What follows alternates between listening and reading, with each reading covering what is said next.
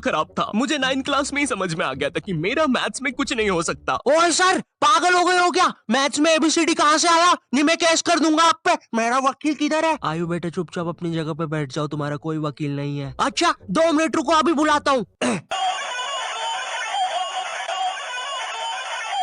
कर दिया मैंने मैसेज, आ रहा है। तुम नहीं,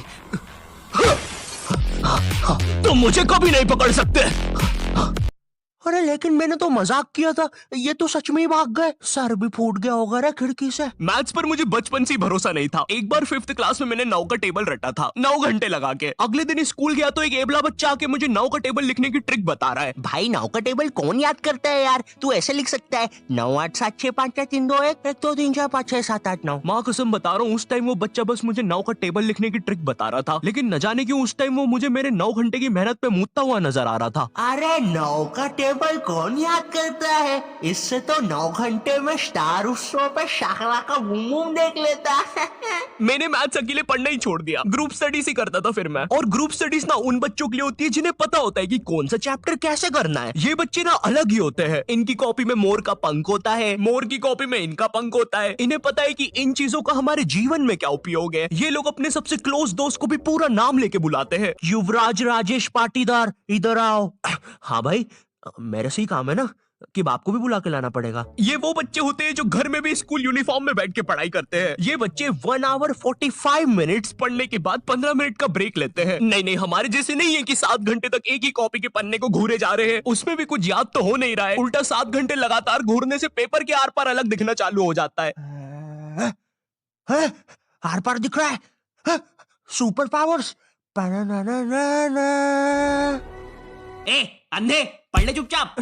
ठीक है मम्मी। अब मैं ग्रुप स्टडीज करता था मेरे दोस्त बंटी के साथ। बंटी बहुत ही भंड बच्चा था पढ़ाई में, लेकिन बंटी ना उन बच्चों में से था जिनके पास कुछ स्पेशल पावर्स होती है। बंटी पास भी थी घूमी हुई चीजें ढूंढ निकालने की। क्लास में किसी की कटर या रबर घूम जाए, बंटी फर्स्ट चार्ट की पता लगा लेता है कि कहाँ पर है चीजें। वो 5 वाली डॉम्स की रबर तो बंटी सूंघ कर ही बता देता था। तुम लोग को आम बात लग रही होगी कि रबर ढूंढने में कौन सी बड़ी बात है, लेकिन मेरे दोस्त क्या तुम्हें पता है, अगर क्लासरूम में तुम्हारी रबर एक बार डेस्क से नीचे गिरी ना तो वो इतने टप्पे खाएगी, वो इतने टप्पे खाएगी, वो 50,000 बार टप्पे खाती है और नाइजीरिया के किसी अनजान टापू पे चली जाती है। आम इंसान के बस की बात नहीं है क्लासरूम में रबर ढूंढना, लेकिन बंटी के बस की है। बंटी कहीं से भी, आकाश पाताल या भली साइड वाले जनरल स्टोर से ही क्यों ना, तुम्हें तुम्हारी रबर सही सलामत लाके देगा। जनरल है तो ये बातें मेरे मैथ्स एग्जाम के एक दिन पहले की।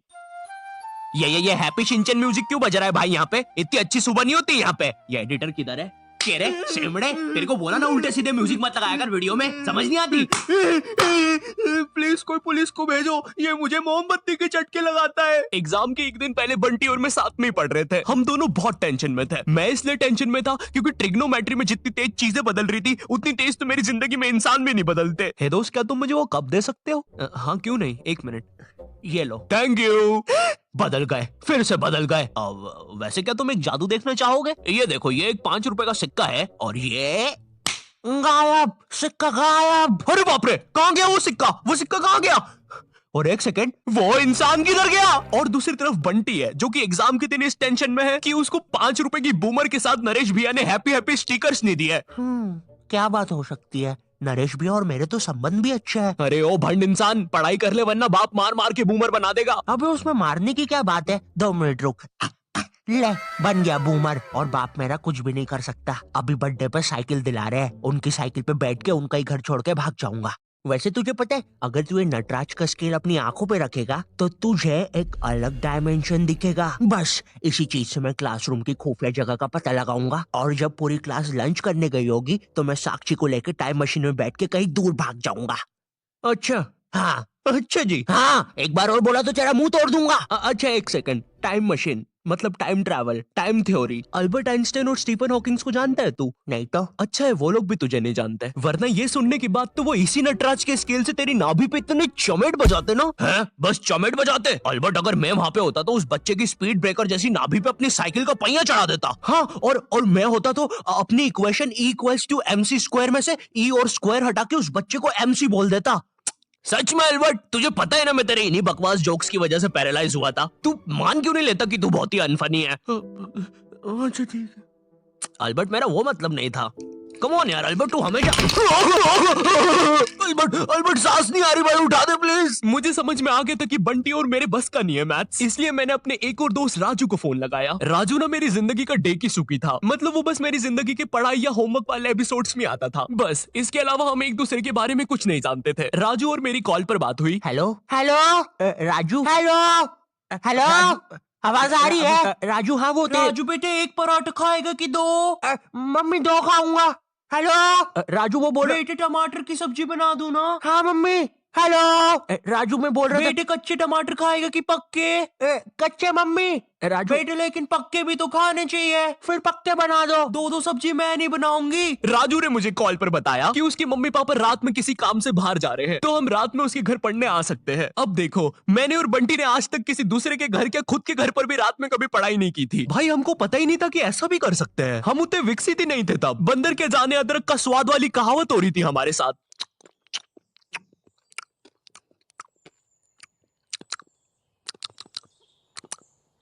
अरे ये क्या स्वाद है, समझ ही नहीं आ रहा। हम दोनों को पता तक नहीं है कि रात में पढ़ने के लिए लेके क्या जाना है। बंटी उधर विमल के झोले बांध रहा होता है। भाई देख, ये वाले झोले के अंदर अपना किराना है और ये वाले झोले के अंदर नाने मंजन का सामान है। और सुन, ये वाला झोला संभाल के रखना, इसके अंदर। अरे मेरा चश्मा किधर गया? अनुपमा देखते समय यही तो उतारा था कि बाहर छोड़ दिया। देख के आता हूँ। देख, इस बैग के अंदर। लेकिन बाहर मेरा चश्मा नहीं है यार। अनुपमा इतना बेकार शो भी नहीं हो सकता कि वो मेरी याददाश्त ही मिटा दे। एक बार और देख के आता हूँ, एक बार और। मैं पहली बार कब गया? देख के आता हूँ। देख, इस बैग के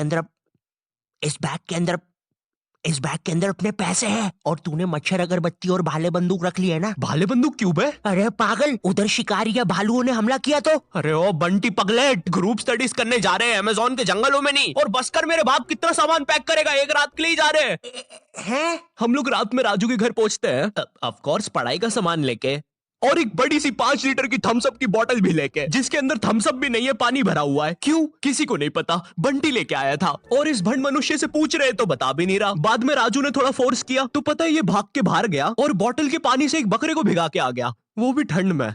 और ऐसा भी नहीं कि थोड़ा सा भिगा के आया हो, पूरा 5 लीटर भिगा के आया था। भाई वो थम्स अप की बोतल में पता है कितना पानी आता है? वो घर में गिर जाए तो सुनामी आ जाती है, घर भेजाते हैं भाई लोगों के। मैंने कहा भाड़ में गया यार मैथ्स, मुझे पहले बंटी के बारे में जानना है। खैर उस रात राजू के घर जो भी चीजें हुई, उस मैथ्स एग्जाम के एक रात पहले जो चीजें हुई, वो अगर मैं तुम्हें इसी वीडियो में बताऊंगा तो ये वीडियो 20 मिनट की हो जाएगी। और 20 मिनट